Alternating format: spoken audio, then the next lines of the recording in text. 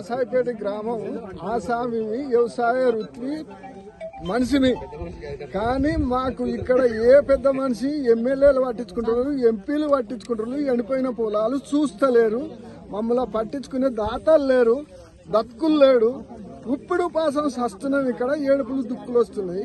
ఎవ్వరికి ఏం సాయం చేసినా ముందుకొచ్చే మానవులు లేరు. ఎవ్వని కడుపు ఆడే నింపుకుంటుండు.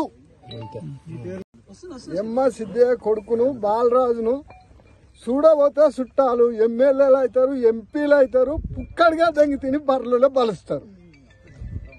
మా చుట్టాలు కాదు, మా పక్కాలు కాదు. మేము ఎండిపోతున్నాం, చచ్చిపోతున్నాం అంటే ఇటంకలు వచ్చేటోళ్ళు లేరు, చూసేటోళ్ళు లేరు. మాకెందుకండి? మీరు పెద్దలు కావచ్చు, దునియా ఉండొచ్చు, కోర్టులు ఉండొచ్చు, పార్టీలు ఉండొచ్చు. పనికిరాని మనుషులు ఎందుకు మీరు అనేది నేను భావించి ముగిస్తున్నాను. బామ్మది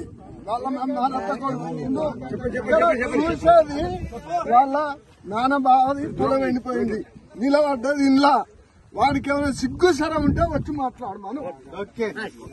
ఆసాయిపేట గ్రామం ఆసామి వ్యవసాయ వృత్తి మనిషిని కానీ మాకు ఇక్కడ ఏ పెద్ద మనిషి ఎమ్మెల్యేలు పట్టించుకుంటున్నారు, ఎంపీలు పట్టించుకుంటున్నారు. ఎండిపోయిన పొలాలు చూస్తలేరు, మమ్మల్ని పట్టించుకునే దాతలు లేరు, దత్కులు లేడు.